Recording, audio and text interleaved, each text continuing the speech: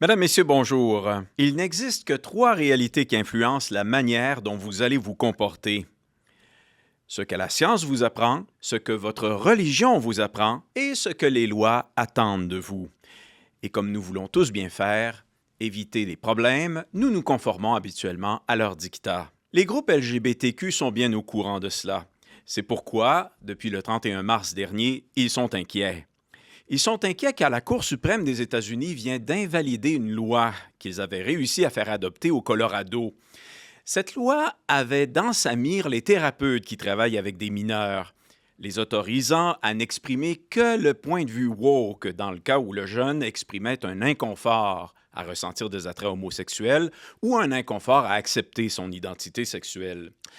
Cette loi exposait enfin les thérapeutes à des représailles sévères s'ils décidaient de verbaliser toute autre doctrine. En résumé, la loi interdisait toute pratique ou traitement tentant de changer l'orientation sexuelle ou l'identité sexuelle d'un individu vers l'hétérosexualité ou vers l'acceptation de son sexe réel. Une formule que l'on retrouve presque mot pour mot dans les lois adoptées dans d'autres États américains, tout comme chez nous au Canada. Eh bien, mauvaise nouvelle pour le lobby.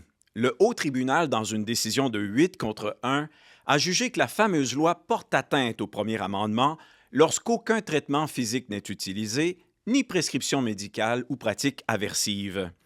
Il a clarifié que le simple langage utilisé par un thérapeute pour aider son client ne peut simplement pas être assimilé à une pratique, à un traitement ou à une conduite. Le langage thérapeutique n'est alors que son discours professionnel, point à la ligne. Le jugement donne ainsi raison à Mme Kaylee Childs, titulaire d'une maîtrise en santé mentale clinique et d'un permis de pratiquer au Colorado. La plaignante avait constaté que cette loi retirait à ses clients un des droits les plus fondamentaux de sa profession, celui de définir eux-mêmes les objectifs de leur thérapie et d'être accompagnés avec respect dans leur introspection, sans être contraints par leurs conseillers d'adhérer à une doctrine particulière. Bref, la Cour suprême met fin au monopole des thérapies de persuasion, ces fameuses thérapies controversées où le thérapeute s'applique à convaincre son client inconfortable avec ses attraits homosexuels qu'il est né ainsi, qu'il ne changera jamais et qu'il doit s'accepter tel qu'il est. Ou, dans le cas d'un autre inconfortable avec son identité sexuelle, d'accepter que seule la mutilation de quelques parties de son corps, combinée à la prise de bloqueurs d'hormones, pourront l'aider. Des thèses pour le moins controversées qui n'ont jamais fait consensus scientifiquement. Il faut remonter en 1994 avant qu'une première tentative de bannir les thérapies de migration de l'homosexualité vers l'hétérosexualité ait lieu. Elle fut pilotée par un psychiatre gay et militant occupant la présidence du comité sur l'abus et le mauvais usage de la psychiatrie et déposée devant le comité de direction de l'APA, l'Association des psychiatres d'Amérique. Les militants gays savaient, en effet, que les enseignements des trois grandes religions leur étaient défavorables. Ils observaient également que plus le temps passait, plus les preuves s'accumulaient à l'effet que l'homosexualité n'était pas innée. Leur dernier espoir était donc d'envahir le terrain de la législation et de faire adopter au plus vite des lois forçant la population à changer son opinion et ses comportements face à l'homosexualité.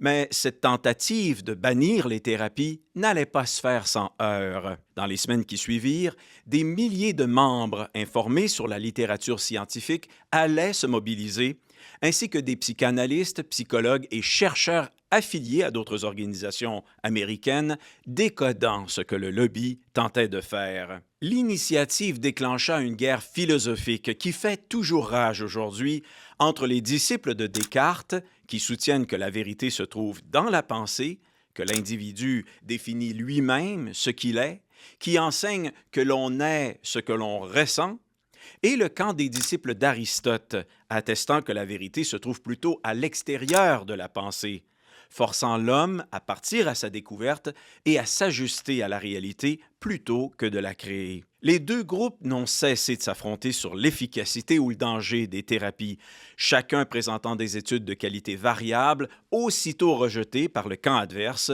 le tout appuyé par des sites Internet indépendants présentant d'une part le témoignage d'un grand nombre d'ex-gays enchantés par leur expérience thérapeutique, et d'autre part, en moins grand nombre, celui de survivants des thérapies.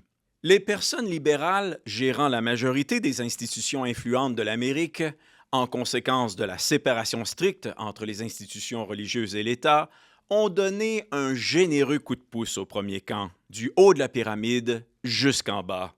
À partir des élus adoptant des projets de loi anti-thérapie, après les avoir soumis à des commissions d'enquête cosmétiques, en passant par les universités révisionnistes, cachant le succès historique des thérapies, les ordres professionnels menaçant leurs membres de perdre leur licence s'ils pratiquent ces thérapies, les bailleurs de fonds refusant de financer des études scientifiques à hypothèse défavorables au lobby, les maisons d'édition refusant les manuscrits défavorables également au lobby, les distributeurs de livres refusant de les mettre sur le marché, les plateformes Internet boycottant les podcasts défavorables au lobby, les médias de masse discréditant les thérapies et salissant la réputation des ex-gays, thérapeutes, chercheurs et organisations les soutenant, en passant aussi par Hollywood, les téléromans, les pièces de théâtre transmettant systématiquement la doctrine du lobby, les villes interdisant la pratique des thérapies sur leur territoire, les programmes DEI dans les entreprises et les écoles,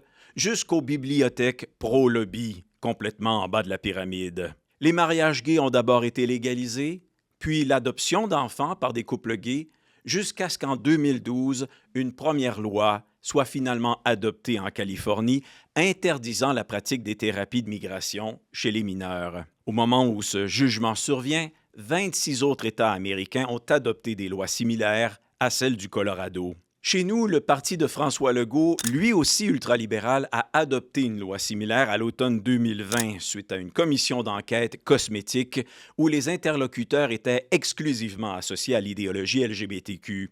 Et ce, en pleine pandémie de COVID-19, alors que l'attention et les préoccupations de la population étaient ailleurs. Le gouvernement de Justin Trudeau, lui aussi ultralibéral, fit de même en 2021, déclarant fièrement que son projet de loi était le plus progressiste au monde, toujours durant le pic de la pandémie. En janvier 2022, l'ensemble des 10 provinces canadiennes et de ses 3 territoires avaient fait de même. Mais la décision de la Cour suprême des États-Unis brise la fête et rend du même coup les dirigeants LGBTQ nerveux. Car rappelez-vous qu'aux yeux de ces militants, tous ceux qui ne partagent pas leur point de vue sont ou bien homophobes ou bien transphobes. Or, il se trouve que le plus haut tribunal d'Amérique considère que la loi du Colorado viole le premier amendement. L'affaire est donc renvoyée à la Cour inférieure, la Cour d'appel du 10e circuit, pour correction. Tout cela secoue l'édifice de légitimité que le lobby avait construit sur des lois, faute d'assises scientifiques solides. L'invalidation de la loi du Colorado, alors qu'elle est un clone des lois adoptées dans 26 autres États, ainsi qu'au Canada, causera-t-elle l'effondrement des autres comme des dominos? L'édifice du lobby montrera-t-il qu'il est construit avec de la pierre ou de la paille? Au revoir.